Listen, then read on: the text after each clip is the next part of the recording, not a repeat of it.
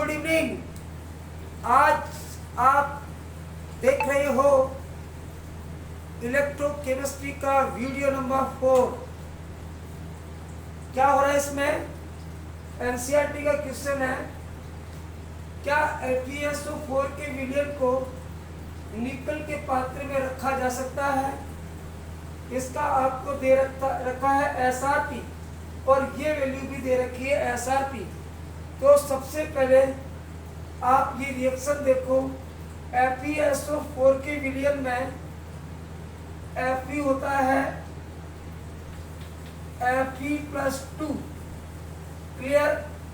Nickel के पात्र में इसकी रिएक्शन होगी, ये इलेक्ट्रॉन लेगा और बनेगा Fe और निकेल +2 बन जाएगा।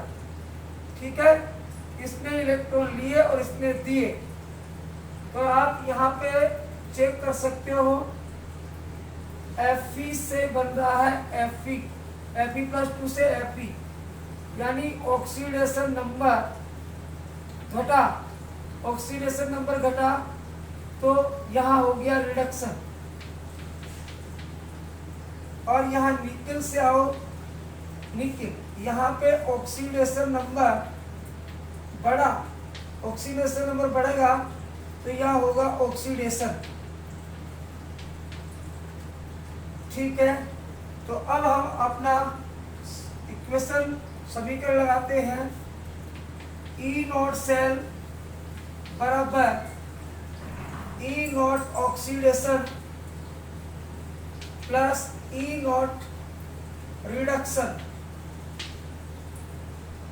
आगे इसको सोल्व करते हैं। E0 सेल बराबर, अब ऑक्सीडेशन किसका हो रहा है, यानी Na+2 बदल रहा है, तो E0 Na/Na+2 plus reduction SRP check करेंगे, E0 Fe+2। Fe+2 किस में जा रहा है? Fe में, तो Fe में। तो अब देखो, ये मान इसमें रख दो। E0 सेल की वैल्यू अपन को दी गई है, देखो ये है SOP। तो SOP का मान अपन को दिया नहीं है, अपन को SRP दिया गया है। तो अपन क्या कर सकते हैं, इसका साइन चेंज करेंगे और यहां लिखेंगे प्लस 0.25 वोल्ट। फिर देखो, ये आपका SRP है, ये भी SRP है, तो ये वैल्यू आप क्या लिखोगे, -0.44। E0 सेल बराबर आपका आंसर क्या आया, 14 और यहाँ आया आपका 9 और यहाँ पे 1। आपका आंसर है 0.19 और ये आया आपका माइनस। तो E0 सेल की वैल्यू अगर माइनस में आती है, E0 सेल की वैल्यू अगर माइनस में आती है तो माइनस डेल्टा G का वैल्यू हो जाएगा प्लस में। इसका मतलब ये रिएक्शन नहीं होगी, इसका मतलब ये हो गया कि E0 सेल ऋणात्मक है, अतः FeSO4 व निकल के बीच क्रिया नहीं होगी।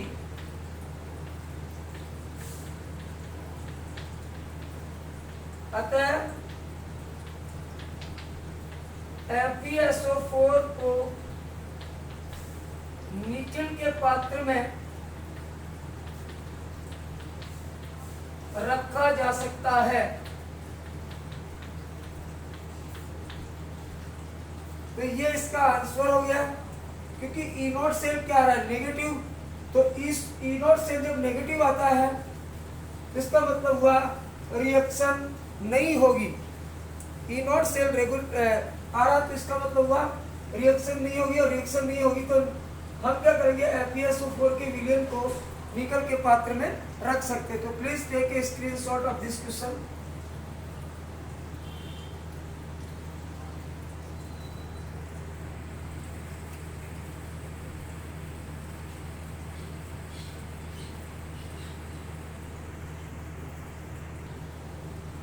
वन मोर क्वेश्चन, एक जो क्वेश्चन है एनसीईआरटी का है, ध्यान से देखना।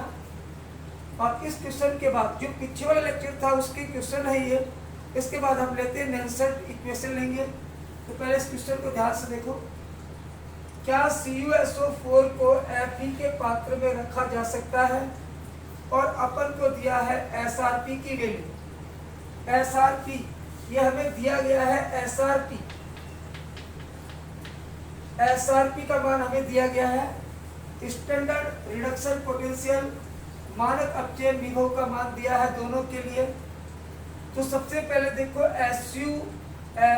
CuSO4 में आयन कौन से होंगे, Cu+2 आयन होंगे। रिएक्शन किससे, Fe से। तो जब रिएक्शन Fe से होगी तो ये इलेक्ट्रॉन लेगा, तो इसका मतलब कॉपर में बदलेगा और Fe बदलेगा +2 में, ठीक है। तो ये रिएक्शन होगी, इसमें आप चेक कर सकते हो, यहाँ पे ऑक्सीडेशन हो रहा है, ऑक्सीजन संख्या में कमी आ रही है, तो यहाँ पे रिडक्शन हो रहा है, और Fe से बन रहा है Fe2, यहाँ पे ऑक्सीडेशन हो रहा है। तो ये रिडक्शन और ऑक्सीडेशन हमें मालूम पड़ गया। तो अब हम वही इक्वेशन लगाते हैं, E नॉट सेल बराबर E not oxidation plus E not reduction. E not cell बराबर ऑक्सीडेशन किसका हो रहा है, Fe से Fe+2, तो आप लिखोगे E नॉट Fe+2, ये प्लस का निशान है, प्लस रिडक्शन किसका हो रहा है, reduction E not Cu+2 change हो रहा है Cu में।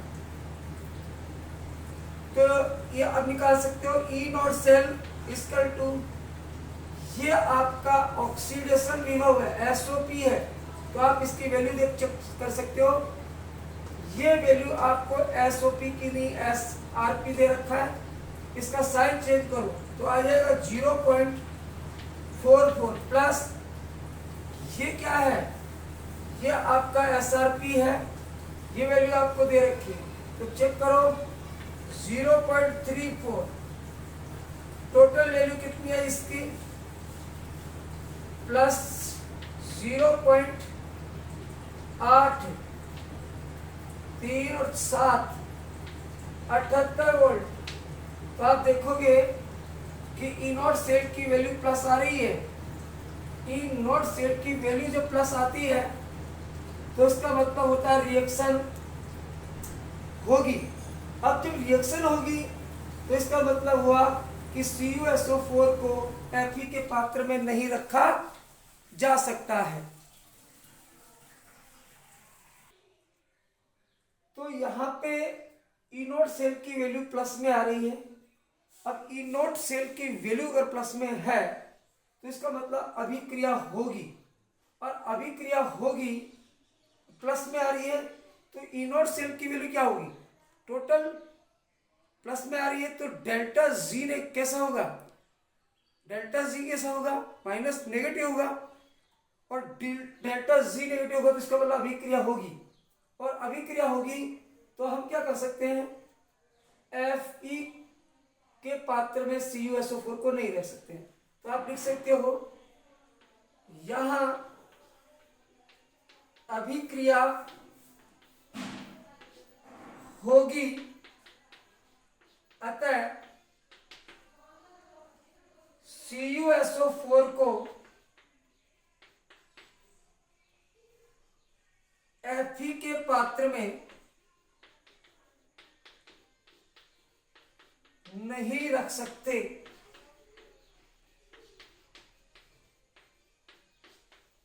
ये इसका नेट आंसर है।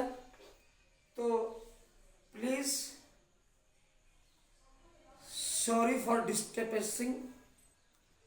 डिस्टर्बेंस के लिए सॉरी है। लाइटें गई है तो प्लीज आप इसका स्क्रीनशॉट लेना नेक्स्ट वीडियो लाइट आने के बाद। तो आज हमने एनसीईआरटी बेस्ट कुछ न्यूमेरिकल पढ़े हैं। अगला वीडियो लेके आएंगे नैनसेट समीकरण, जो बहुत इंपॉर्टेंट टॉपिक है। तो please like and share this video.